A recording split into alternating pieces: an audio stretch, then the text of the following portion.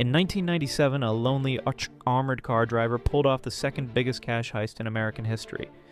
David Gant worked for Loomis Fargo in Charlotte, North Carolina. His co-worker Kelly Campbell had a plan that would change his life forever. She convinced the overweight, desperate driver to steal $17.3 million. The promise? A new life in Mexico with her. Gant spent months planning the inside job. He knew every camera angle, every security protocol, every weakness in the system. On the night of the heist, he disabled the security cameras and loaded the cash into a company van in just 45 minutes. Then he disappeared.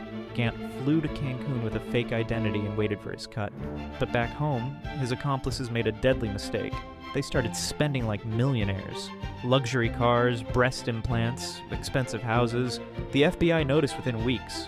His partner Kelly even hired a hitman to eliminate him. But the assassin was working for the FBI. Gant was arrested at a Mexican resort, betrayed by the very people he trusted.